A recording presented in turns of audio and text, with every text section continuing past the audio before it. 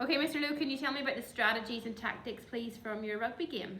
Okay, so the first strategy that we tended to use, we're playing Campbell at the weekend, and they like to throw the ball wide. So the first thing that we did was then we used what we call a soft defence, so that instead of just running straight up in the defence, which allows a team then who like to go wide to get outside you, we would more come up a little bit and then defend towards the touchline, which what it does is it stops a team that are quicker than you from getting outside you, and it allows you to then cover across the pitch sideways to cut down their space, and then the side on tackle is easier. So whenever you do that then, it's also then easier to turn the ball over if you can stop them out wide, because their forwards and their support players are further away.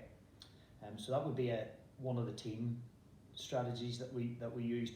In terms of an individual strategy, one of the strategies I used in the game was that whenever I had the ball, I was in a little bit of space, but I had myself and another attacker, and it was two attackers, two defenders, but I could see that the space was in behind them. So instead of passing to my teammate or taking him on, I did a little chip kick over the top, and the ball landed in the space. Now that meant then the defence had to go back to gather it, and it allowed me and my teammate then to come forward onto them, close down their space, we were able to make the tackle, and my teammate then was able to turn the ball over. So that kick then, instead of us trying to create something, we just created pressure on the opposition. Okay, can you talk to us about the range of skills you might need? Okay, so yeah, then in the second half, I went and played in the hockey match. So this first skill that I used in the hockey match was a push pass. And it's the simple pass. I use it much more in shorter distances. It's accurate, and I have one hand on the top of the stick, my right hand is down the stick, and one of the things that made my push pass good on Saturday was that I stepped towards my target. So I took a big step with my left leg towards the target. That got me nice and low. That allowed me to generate power with my legs that I can then drive through the ball and push with my bottom hands towards the target. And that created an accurate pass. And there was one occasion I got the ball, I was on the right wing, and as my teammate, the centre forward, came across a bit more towards the touchline, and I was able to do a push pass hard down the touchline. It meant I wasn't in possession of it for very long, and it allowed her then to get into space. What other skills would you might need in your hockey match? One of the other skills I used was the a block tackle. Okay, so then when I was defending, the first thing I always made sure the reason I think that skill is good, I always got on the goal side of the opponent who I was marking, because that then means they can't run away from me. They've got to either go around me or through me.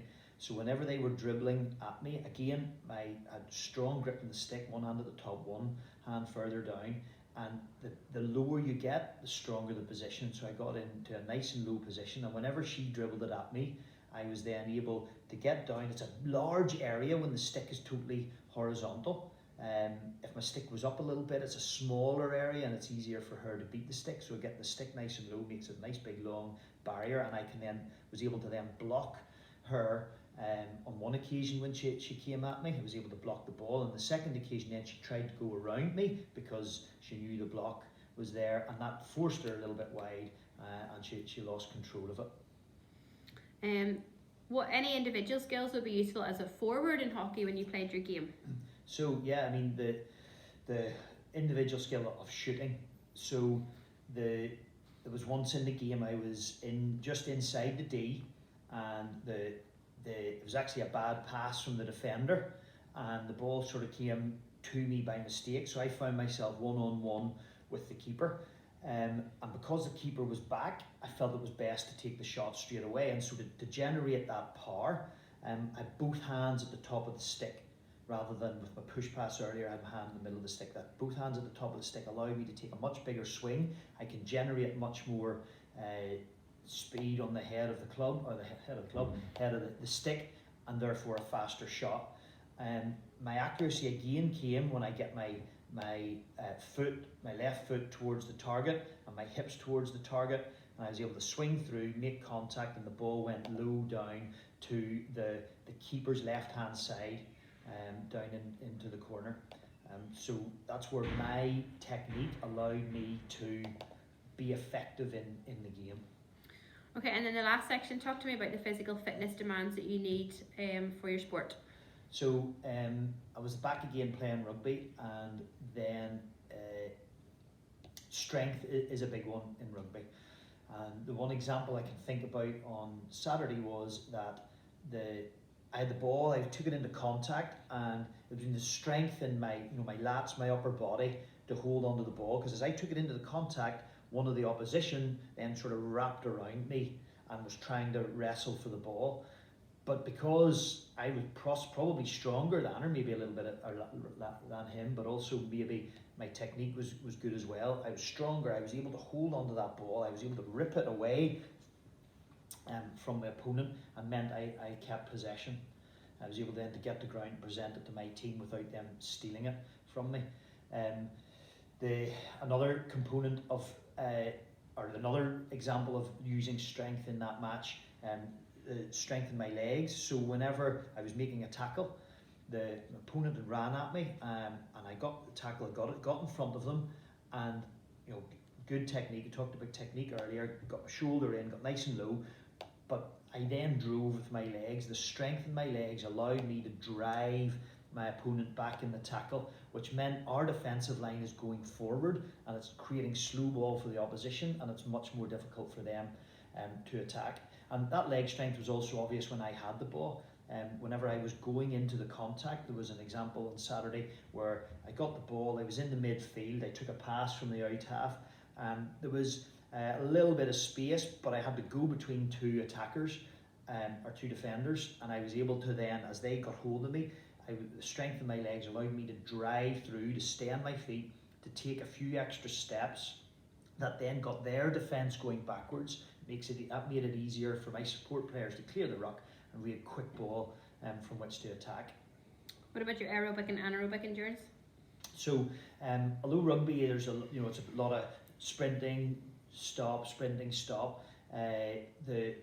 a lot of anaerobic endurance needed for that. So, I think my anaerobic endurance is pretty good. So I was using it whenever, in those examples that I talked about, I did that ball carry, which is anaerobic. I'm going as hard as I could. I was able to take me over the gain line. Then when the ruck was away, I was back on my feet, and then looking for getting back into position in order to do it again, which was another, there was a walk, jog, a bit of a rest period while somebody else in my team had the ball. I got back into position, and then when the ball came to me again, I was able to do another carry, or then there was a time where they passed to me and I was able to sprint with the ball in open space before I gave a pass. So that's where my aerobic endurance allowed me to go from ruck to ruck or play to play, without fatiguing. I was able to be there and to be effective, because my anaerobic ability or anaerobic capacity allowed me to do it at high intensity.